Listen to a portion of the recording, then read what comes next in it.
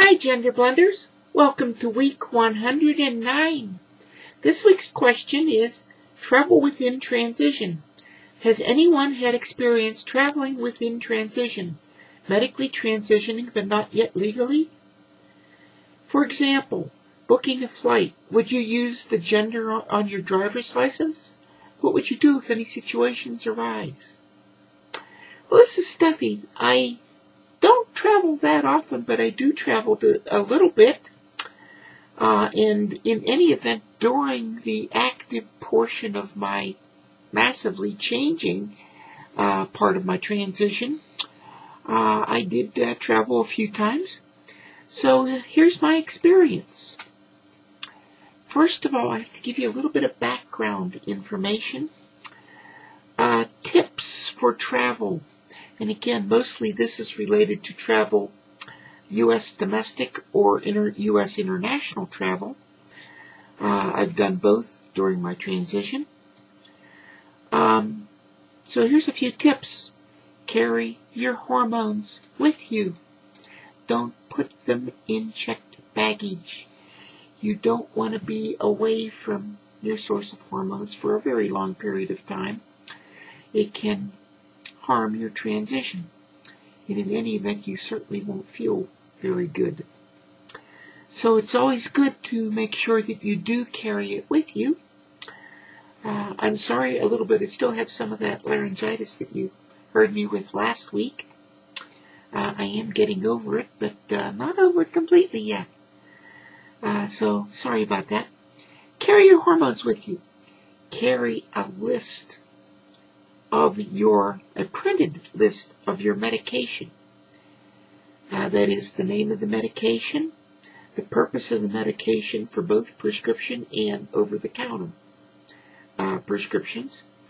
It's better if it's on a doctor's letterhead, but at least make it look semi-official. In case anyone questions you about the drugs you're carrying with you, you have, here's what it is and here's what I'm doing. Carry a letter with you indicating that you are transitioning. Again, the more official this looks, the better. Doesn't have to be from your doctor. Doesn't have to be from your psychiatrist. The nature of the question is medically transitioned but not yet legally. I presume some of that refers to those folks who were self-medicating and those folks who yet do not have their, are under doctor's care but do not yet have their medical certification or driver's license changed and things like that. The nature of the question could be either. But carry a letter with you indicating that you're transitioning. That helps dissuade some things. I'll get into that in a few minutes. But travel while transitioning. There are 4 cases primarily to consider. Let's go through them. In my case, I passed before my IDs came through. In some other cases, some of you folks, your IDs will come through before you pass well. So in some sense, it's similar to being stopped by a cop for a speeding violation or whatever, headlights out or whatever. Same thing can occur if you pass before you've got your documentation changed over. It's going to look awfully strange. Miss, are you sure this is you? Yeah, I used to look pretty ugly, didn't I? Says here you were male. Well, yeah, I was. And then you have to start to go through that. I was stopped for a incident related thing. My taillights were out one time. And I said, I'm transitioning. And the cop said, so what? Kind of a thing. So, as long as you're honest and upfront with them as to what's going on, there's really no issue. Same's going to be true at the airport, except the airport folks tend to get a little bit more paranoid, shall we say. So let's consider the first case, don't pass or not passing well, and no name change yet. So you book and travel as your old gender. Wear androgynous clothes if you like. I did that exact thing visiting my sister twice. The first time, I didn't look very feminine. The second time, I looked reasonably good, but not passing greatly. In both cases, I used my driver's license as identification at the airport. Had no trouble with it. They gave me a couple funny-looking glances, but I had no trouble with it. As soon as I got to the destination, I put on my makeup in the ladies' room. Yes, I did. And kept going my merry way. So I looked a little bit better, more presentable, even though I didn't really pass that well. But that's the first case. Book and travel as your old gender. It just prevents a lot of problems. Second case, pass, but no name change. This is a toughie. If you book and go as your old self, you're likely to get questions with respect to, is this really you, kind of a thing. It's kind of like what I related above. And then you just use those letters. Remember I said there's some things that you should do?